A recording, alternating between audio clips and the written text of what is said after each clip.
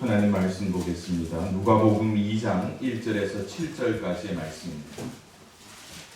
그때에 가이사 아구스도가 영을 내려 천하로 다 호적하라 하였으니 이 호적은 구레뇨가 수리아 총독이 되었을 때에 처음 한 것이라.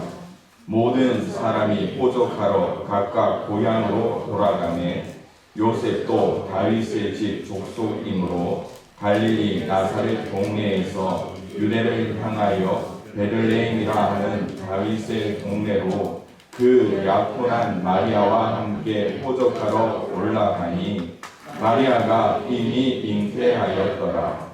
거기 있을 그때에 해산할 날이 차서 첫 아들을 낳아 강보로 싸서 구유에 이었으니 이는 여관에 있을 곳이 없음이러라. 아멘. 할렐루야. 메리 크리스마스. 자, 메리 크리스마스는요, 메리 크리스마스가 아닙니다. 이만큼 올리셔야 돼요. 메리 크리스마스. 자, 시작. 메리 크리스마스. 조금 더 올려볼까요? 시작. 메리 크리스마스. 자, 앞에 보고 가는 게 아니고요. 이제 옆에 보고 이만큼 올리시면 됩니다. 시작. 메리 크리스마스. 네. 그래도 어색하죠. 우리 남자 집사님들만 한번 해볼까요? 남자 집사님들 시작. 메리 크리스마스. 네, 아유 감사합니다. 오늘 우리가 우리 인생에 가장 귀한 출발점이 있다면 우리가 태어난 날이죠. 그러나 우리 영적으로 가장 중요한 날이 있다면 우리가 믿음의 생활을 시작한 날입니다. 그러나 그 이전부터 하나님의 사랑 가운데 그 사랑을 받고자 받기 위해 예비하신 날이 있다면 바로 이 성탄절이 아닌가 하는 생각을 하게 돼요. 그래서 성탄절마다 옛날부터 교회 다니셨던 분들 아마 많은 추억이 있을 거예요. 저도 설교를 준비하면서 내게 어떤 추억이 있을까라고 생각할 때 시골 교회에서 어려서부터 계속 다니면서 성탄절 새벽송을 돌았던 것을 기억합니다. 이제 중학생이 되면 이제 형님들, 누님들과 함께 새벽송을 갈 수 있는 자격이 주어졌어요. 초등학교 5학년, 6학년 아무리 등치가 크고 또 교회에서 활발하게 여러 가지 일들을 했더라도 새벽송에는 형님들이 못 오게 했던 것을 기억해요. 얼른 중학생이 돼야지, 얼른 중학생이 돼야지. 그래서 진짜 중학생이 되니까 새벽송을 따라가게 되었습니다. 그때 많은 일들이 있었지만 큰 형님들은 외딴 골짜기에 사는 집사님 집에 특공대가 되어서 큰 자루 하나 들고 이렇게 가요. 그러면 나머지 분들은 동네를 다니면서 걸어서 얼음 위에 꽁꽁한 얼음 위를 밟아서 이 마을 저 마을 다니면서 새벽송 찬양을 합니다. 제일 큰 형님의 리더에 맞춰서 고요한 밤 기쁘다 구주셨네 저들밖에 찬양 1절을 외워서 가서 찬양을 하죠. 찬양 1절이 끝나도록 나오지 않으면 어떻게 해요? 또 한 번 부르게. 또 그러다가도 안 나오면 어떻게 합니까? 집사님 주무시나 보다 하고 다음 집으로 가는데 늦게 개소리 듣고 일어나신 집사님들이 어떻게 합니까? 빨리 들어오라고, 빨리 들어오라고 하면 들어가야죠. 거기에 이미 몇 시간 전부터 과자를 수북이 준비해 놓고 또 어떻게 합니까? 얼른 가스레인지에서 물을 떠다가 커피를 타주는데 저는 새벽송 때 처음으로 커피를 마셨습니다. 요즘처럼 맛있는 믹스 커피가 없던 때에 그죠? 빨간색 맥심 커피 아니면 잘 사는 집은 테이스터스 커피 미군 부대에서 얻어온 커피 가지고 어떻게 해요? 대접에다가 커피를 씩 저어주는데 그 대접이 10개, 20개 나온다고 생각해 보세요. 새벽송 대원들을 기다리면서 이 큰 찜통에다가 물을 끓여놓고 계속 기다렸던 거예요. 그때 커피를 먹었을 때 제 인생에 가장 쓴맛을 처음으로 경험했던 적이 새벽송 시간이었어요. 그런데 여러분, 이 커피를 몇 번을 더 마셔야 됩니까? 보통 3번, 4번을 마시잖아요. 아마 여기서도, 여기 계신 분들도 옛날 생각하시면서 웃으시는데 대접에다가 커피 대접하신 분들이 있을 거예요. 그러면 이제 어떻게 해요? 새벽 3시, 4시까지 새벽송 놓을 때까지는 잠이 안 오고 정신이 말짱하죠. 그러다가 이제 성탄 축하 예배를 11시에 드려야 되는데 그때 되면 어떻게 합니까? 그제서야 이제 피곤함이 몰려오면서 꾸벅꾸벅 졸다가 어떻게 예배 마쳤는지도 모르고 돌아가야 했던 적도 여러 번 있었던 것 같습니다. 그러나 이번 성탄절에는 어느 때보다도 잠잠한 시간을 보내고 있습니다. 한때에 캐롤이 이곳저곳 시내 상가에서 울려 퍼질 때 우리가 했던 불평과 불만이 있었습니다. 왜 저 사람들은 성탄절을 돈 버는 수단으로 생각하고 있을까? 왜 사람들은 평화의 왕 예수님에 대하여 상수를 끄집어내고 있는가라고 우리가 불평했던 적이 있습니다. 그런데 이번 성탄절에는 거리마다 캐롤도 끝이 났습니다. 시내 대도시 중심가마다 상가들이 문을 닫고 있습니다. 그럴 때 어쩌면 우리의 신앙을 가장 깊은 곳에서 성탄을 맞이할 수 있는 그 준비가 되어 있어야 되지 않을까 하는 생각을 합니다. 실은 어제 면사무소에서 직원들이 다녀가면서 이제 좀 더 방역과 또 성도님들 관리, 교회 예배 관리를 좀 더 철저하게 해주십시오라는 부탁을 받았습니다. 그러면서도 제가 한편에 얼마나 많이 두렵고 떨렸는지 아십니까? 오늘 예수님이 태어나신 이 날을 우리가 축하하며 기념할 때에 아무도 나오지 않으면 어떡해요? 막막함과 적막함 가운데 하나님 앞에 엎드릴 수밖에 없었거든요. 그럴 때에 오늘 우리가 우리의 믿음의 출발점이 바로 이 성탄의 주님을 만나는 그 순간, 그리고 우리 신앙의 마침표가 어딥니까?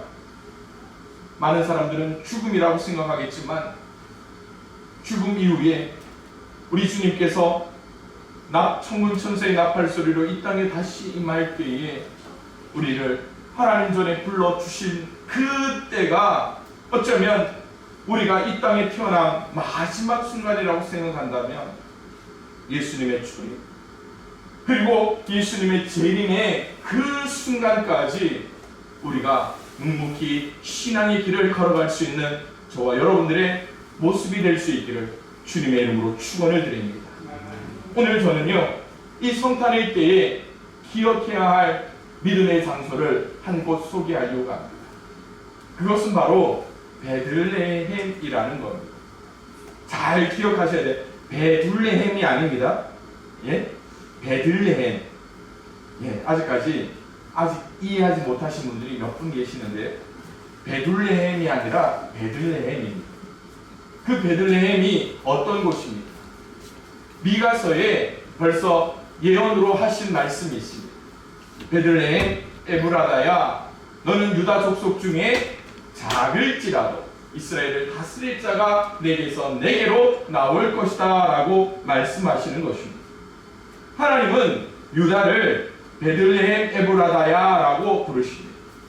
에브라다는 떡집이라는 뜻을 가진 베들레헴의 옛 지명입니다. 이곳은요, 유다 족속 중에 작은 마을이라고 표현하며 사이르라는 사이르라는 히브리어를 사용하고 있습니다. 그런데 이 사이르라는 작다라는 단어의 의미에는요, 천하고 보잘것없다라는 의미를 내포하고 있습니다. 작고 비천한 곳에서 메시아가 탄생한다는 것은 예수님께서 겸손의 모습으로 오셔서 이 땅에 가장 낮은 자들을 위하여 사역하실 것에 대한 증표를 보여주고 있는 것입니다.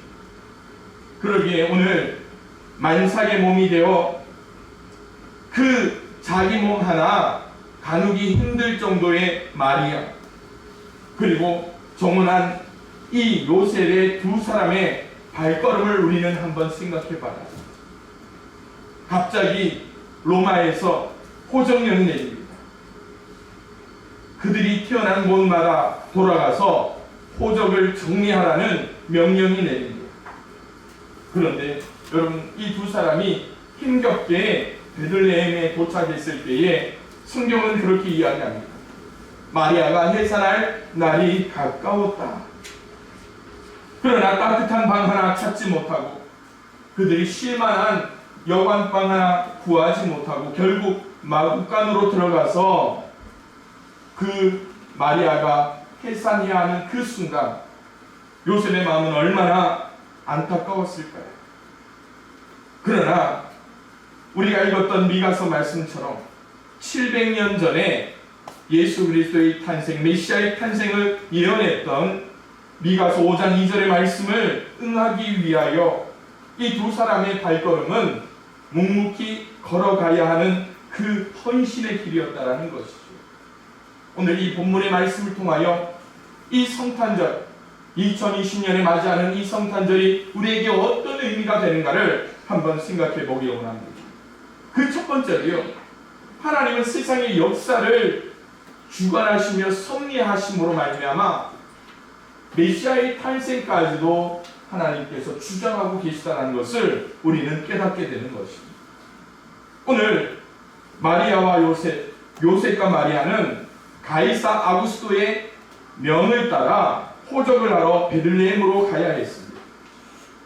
호적이 없어도 우리는 잘 살 수 있는데 왜 이런 정치인들은 이런 쓸데없는 짓을 할까라고 생각을 하게 됩니다. 그뿐만 아닙니까? 다른 따뜻한 날도 참 많은데 왜 이렇게 추운 날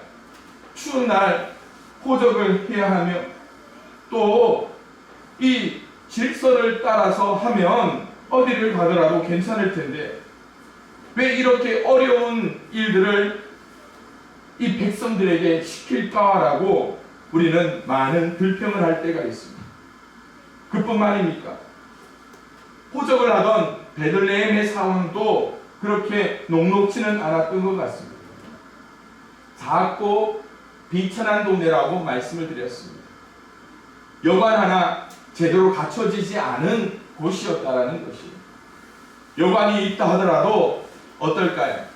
평소에는 늘 파리만 날리던 그런 곳, 많은 사람들이 여행을 하고 지나가더라도 베들레헴만은 빨리 지나가야 했던 곳이 아닐까 하는 생각을 하게 됩니다. 그런데 이제 호적을 하라는 이 호적령이 내리자 이 베들레헴 사람들은 그동안 벌지 못했던 돈벌이를 위하여서 환호성을 질렀을 수도 있을 거예요. 이전에 잘하면 내 탓, 못하면 조상 탓을 냈는데 지금 베들레헴으로 가야 하는 사람들은 못되면 나라 탓. 그리고 어떻습니까? 또 그 베들레헴 사람들은 이 장사치를 통해서 잘 되면 내 탓으로 했던 그 모습도 이 속에서 나타날 것 같습니다. 그러나 저는 이 상황을 바로 이 코로나 시대의 모습과 한번 비교해 보려고 합니다. 앞서 우리가 이야기했지만 이 캐롤과 성탄절을 소비의 축제 그리고 유흥과 환락의 시기로 보내야 했던 우리의 모습들을 우리는 기억하고 있잖아요. 여러분, 가장 많은 아이들이 낙태되던 시기가 언제인지 아십니까? 우리나라에서. 여러분 놀라지 마십시오. 성탄절이 지난 시기, 젊은 청춘 남녀들이 쾌락을 즐기면서 마지막으로 즐기던 곳이 어딜까? 그리고 그 사고를 처리하기 위해서 낙태하던 그 시기가 바로 성탄절이었다. 그러나 이제 거리마다 캐롤도 없어졌잖아요. 이처럼 조용한 시기를 우리가 보낼 수 있다는 것은 어쩌면 하나님의 사인이 아니고서는 이걸 깨달을 수 없다는 것이죠. 다시 말씀으로 들어봅니다. 이 로마 황제 아우구스토가 왜 호적을 내렸을까를 생각해 봅니다. 이 아우구스토 황제는 매우 탁월한 정치인이었다라고 이야기합니다. 로마의 황제 중에 가장 많은 땅을 확보한 황제였습니다. 페르시아에서부터 영국까지 영토를 확장했다고 하니까 웬만한 유럽 땅들은 이 당시 로마 아우구스토 황제에 의해서 점령하게 되었다라는 굉장한 업적을 남긴 황제 중에 한 사람이었습니다. 이제 그가 해야 할 일들이 있습니다. 지역마다 세금을 징수하기 위하여서 호적 정리를 하는 것이 필요했습니다. 그뿐만이 아닙니다. 그들의 나라를 더욱더 안전하게 관리하고 전쟁이 날 때에 군사를 동원하기 위해서도 이 호적령은 반드시 필요했던 것이죠. 그럴 때에 이 만삭인 마리아와 요셉은 베들레헴으로 가야 하는 모습을 보게 됩니다. 그러나 마리아와 요셉에게 이미 주어진 사인이 있었습니다. 하나님의 사인입니다. 그들의 태중에 있는 아이의 정체가 무엇인가, 또 이 아이가 장차 어떤 일들을 할 아이인가를 그들은 알고 있었습니다. 누가복음 1장 38절에 마리아가 천사에게 대답합니다. 주의 여종이 오니 말씀대로 내가 이루어지이다. 그리고 그 아이를 정성껏 키울 것을 그는 깨닫게 되는 것이죠. 그러기에 이 세상에 어떠한 모습과 정책들이 난무한다 할지라도 만삭의 몸으로 베들레헴으로 한 걸음 한 걸음 옮기는 그 발걸음은 마리아에게 가장 소중한 역할이었고, 또 그는 알지 못했지만 700년 전 미가에게 약속하셨던 예언의 말씀을 이루기 위한 하나님의 섭리가 그곳에 있었다는 것을 깨닫게 된다는 것입니다. 그러기에 이 두 사람의 길은 좁은 문으로 들어가라는 그 예수님의 말씀처럼 베들레헴으로 가는 두 사람의 발걸음이 바로 좁은 문으로 향하는 신앙의 발걸음이었다는 것을 우리는 기억할 수 있기를 소망합니다. 그러기에 사랑하는 성도 여러분, 오늘 이 날을 기억하십시오. 우리가 코로나19로 인하여 더 이상 예배를 온전히 드리지 못하고 세상에서는 비대면 예배라 이야기할 수 있지만 이 속에서 분명히 하나님은 역사하실 겁니다. 이 속에서 하나님은 분명히 우리에게 구원의 메시지를 허락하실 겁니다. 하나님은 우리에게 그 예수 그리스도를 보내신 은총과 같이 오늘 우리에게 각자에게 알맞고 적당한 은총을 통하여 우리를 좁은 문으로 들어가게 하실 것이라는 것이지요. 그러기에 저와 여러분들의 신앙의 삶에서 늘 복되고 좋은 것만 바라는 그러한 것도 있겠지만 오늘 요셉과 마리아와 같이 좁은 길을 두려워하지 않고 걸어가며 이 세상에 어떠한 어려움과 또한 위기가 우리를 향해 다가온다 할지라도 묵묵히 십자가의 길을 걸을 수 있는 주 예수 그리스도의 제자가 될 수 있기를 주님의 이름으로 축원을 드립니다. 두 번째로 오늘 이 성탄절을 통하여서 우리가 깨달을 수 있는 것이 무엇입니까? 그것은 바로 하나님께서는요 가장 낮고 낮은 자의 인생도 굽어 살피시는 하나님이라는 것을 우리가 기억해야 된다는 것입니다. 오늘 우리가 읽었던 본문 6절과 7절에 이렇게 말씀합니다. 거기 있을 그때에 해산할 날이 차서 첫 아들을 낳아 강보로 싸서 구유에 누웠으니 라고 말씀하고 있습니다. 앞서 말씀드렸던 것과 같이 베들레헴은 각처에서 모인 유다지파 사람들로 북새통을 이루었을 겁니다.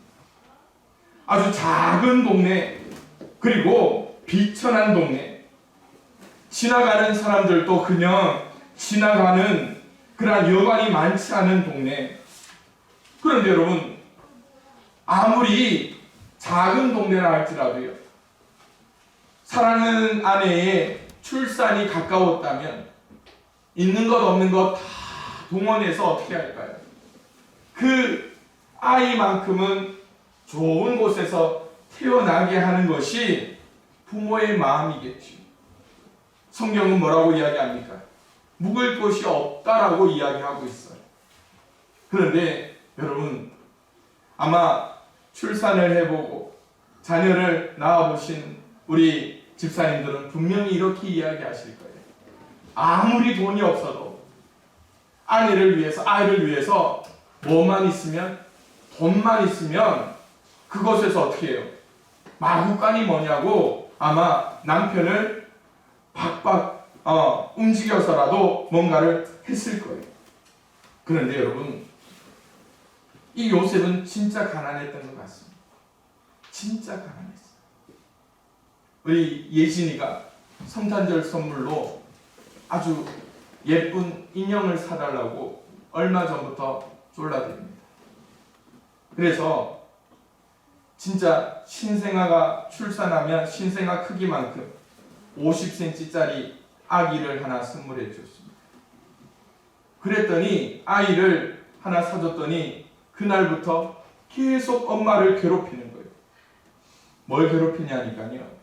아기 쌀 속삭여도 꺼내달라는 거예요.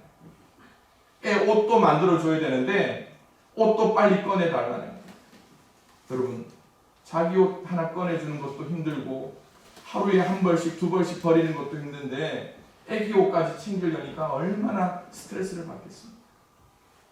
그래도 어떻게 해요? 그런데 여러분, 강보에 싸서라는 단어에 우리는 한번 주목해 보려고 합니다. 강보라는 것은요, 오늘 말 그대로라면 아기를 싸야 하는 속삭이 정도로 우리는 생각할 수 있을 겁니다. 그런데 이 강보라는 단어는요, 찢다라는 의미가 있습니다. 이 요셉과 마리아는 처음 태어날 아기, 그리고 해산할 날이 가까웠던 그 시기임에도 불구하고 이 두 사람은 그들이 태어날 아기의 속삭이나 아기의 옷까지도 준비하지 못하고 있었다는 것을 성경은 이렇게 말씀하고 있습니다. 그러기에 아마 요셉이나 마리아의 옷 일부를 찢어서 처음 태어난 아기 예수를 위하여 사용했다라는 것을 성경은 말씀하고 있습니다. 오늘 호정령을 내린 가이사 아구스토의 삶과 가장 낮은 자의 모습으로 오신 예수님의 모습을 한번 비교해 보십시오. 어느 누구도 범접할 수 없는 궁궐에서 그의 말 한마디로 온 나라, 온 유럽과 그 지경들이 움직여지는 것을 봅니다. 먹을 것도 넘쳐납니다. 비단 옷과 호화로운 옷들이 넘쳐나고 있는 그 왕궁의 생활과 이 땅에 왕으로 오셨지만 가장 낮고 낮은 곳에 오신 예수님의 모습을 한번 비교해 보십시오. 과연 상상할 수 없는 차이가 나게 되는 것이죠. 이사야는 이렇게 말씀합니다.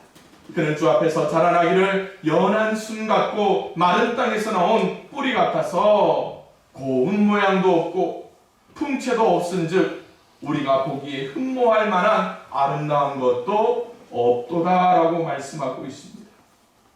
우리 주님은 인간으로 오시되 이런 비천한 신분으로 오신 것, 그뿐만이 아닙니다. 그분의 삶에도 얼마나 고통과 힘든 일들이 가득했는지. 예수님은 이렇게 고백합니다. 인자는 머리 둘 곳이 없도다라고 말씀하고 있는 것을 보게 되죠. 무엇 때문일까요? 바로 예수님이 이 땅에 오셔서 높은 자들을 위하여 오신 것이 아니라 강도와 또한 선한 자들과 세리들을 위하여서 오신 것처럼 바로 오늘 죄로 흠뻑 물들어 있는 우리를 위하여 이 땅에 오신 예수님이 아닌가요? 그러기에 히브리서는 이렇게 이야기합니다. 우리에게 있는 대제사장은 우리의 연약함을 동정하지 못하실 이가 아니요 모든 일에 우리와 똑같이 시험을 받으신 이로되 죄는 없으시라. 그러므로 우리는 긍휼하심을 받고 때를 따라 돕는 은혜를 얻기 위하여 은혜의 보좌 앞에 담대히 나아갈 것이니라. 사랑하는 성도 여러분, 그 은혜로 낮은 자에게까지 찾아오시되 우리 이 땅에 있는 저와 여러분들까지 찾아오신 예수님의 탄생에 진심으로 기뻐할 수 있는 저와 여러분들이 될 수 있기를 주님의 이름으로 축원을 드립니다. 마지막으로 베들레헴으로 가는 길은 온 인류를 풍족히 채우시고 먹이시고자 하시는 하나님의 사랑의 확증의 시간임을 우리는 기억할 수 있기를 원합니다.